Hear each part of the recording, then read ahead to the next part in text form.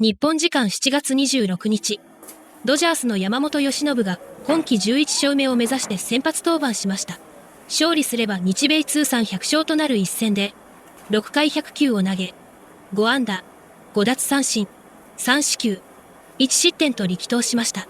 これで今季18試合の登板のうち、先発で6回以上を投げて自責点3以下に抑えるクオリティスタートは15度目。今季も変わらぬ安定感を見せています。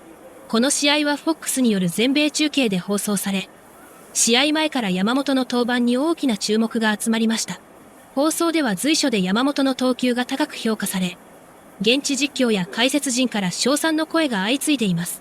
これらの模様を日本語字幕付きでご紹介します。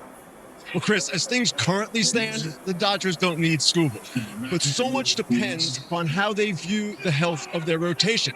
Dave Roberts said today that Shohei Ohtani experienced discomfort in his knee following his last bullpen session on Wednesday. That led to the cancellation of his bullpen session today. Ohtani still expected to pitch this season. Blake Snell expected back in August, Tyler Glasnow around September 1st.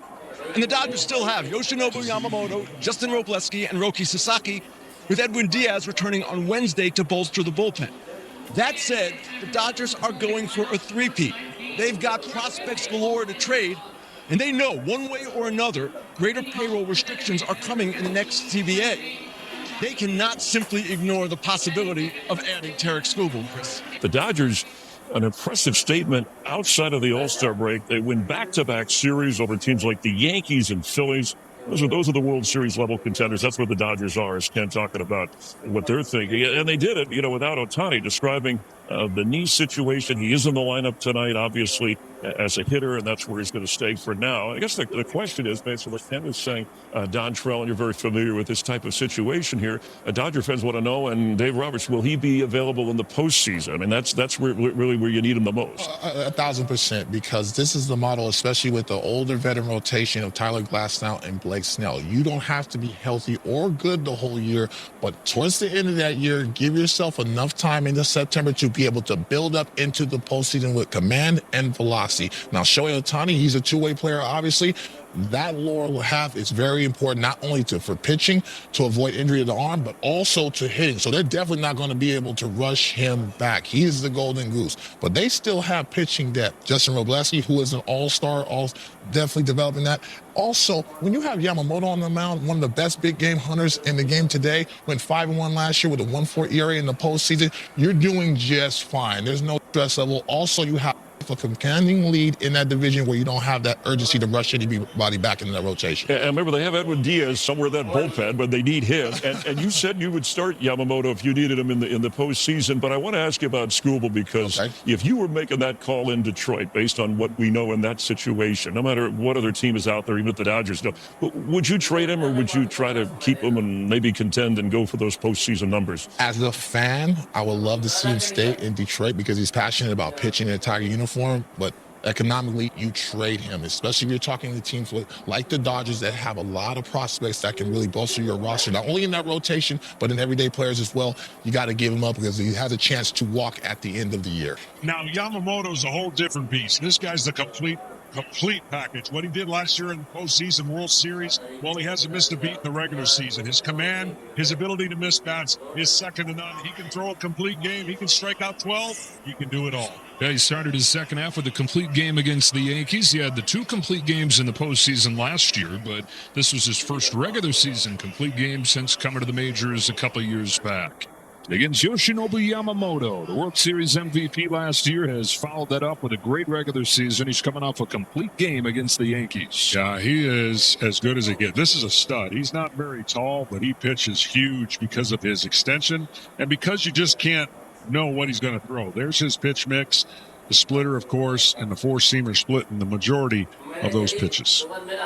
This should be an aggressive Mets offense against a strike-throwing machine. Last start, 21 first-pitch strikes, which is impressive out of about 30 batters. I'd say that mark puts the hitter in the defensive spot quick. Splitter right there is sacked foul, and the Mets are looking and saying, we got to see another guy with a splitter after Roki Sasaki last night rode his. The Mets went 0 for 12 with 6 strikeouts against Sasaki's splitter. Nobody in the National League better than Yamamoto throwing that pitch. Yamamoto faced the Mets earlier this season, actually the same pitching matchup back at Dodger Stadium in April, and both guys were awesome. 7 innings from Klein in that game. Yamamoto went 7 2/3. Gave up a leadoff home run to Lindor and then retired 20 in a row. Just away with a heater, 3-2. Well, again, with so many opportunities to get you out, this is where he could throw 1 of 5 pitches on 3-2. He has such confidence with it. Joe, when Yamamoto first came to the majors, he was unfamiliar with the hitters, and his catchers called his games. Now, in his 3rd season, he is taking greater control. His catchers still call his pitches, but he is establishing in pregame meetings the sequences he wishes to employ. He's doing the same thing between innings, particularly now with Will Smith out, and that greater conviction. You talked about the same thing with Max Muncy. It's leading to greater efficiency. He is 4th in the majors in pitches per inning. Well, his start against the Yankees last weekend was on a day of a doubleheader. It's the first game, so you knew with a bullpen game coming in the second game, it was going to be extra important that he go deep. And you were touching on this before we came on the air. His ability to be a different pitcher based on what the game calls for. He only got 6 swings and misses. He can go out and get a whole bucket full of them and strike out a dozen, but he knew that he needed to be efficient and had that complete game on 102 pitches. And he did it in Yankee Stadium, where most pitchers, if they're honest, they're trying to miss bats because fly balls don't come back. And I think that's the confidence that he has. What we saw last year, we may never see again. I mean, just his dominance at the end of the year in the most crucial of moments told me all I needed to know about this young man. World Series MVP last year, complete game in Game 2, winning pitcher in Game 6, and then, of course, finished off Game 7. Remember, he was ready to pitch in Game 3, the 18-inning game, one day after Just Game 2. Incredible. When you see a guy like that on the mound, your teammates run through a wall for him because you know, A, some of the things he did last year he didn't have to do, and B, he's just a bulldog, and he's out there in a rotation that's been beat up with injuries, and like you said, pitched a complete game when the bullpen needed it. Trying to follow up what Sasaki did last night with the 7 innings, one of the best outings of his career. Yamamoto's 0-2, back to the splitter to finish him off. 1-2-3 second for Yamamoto, no score.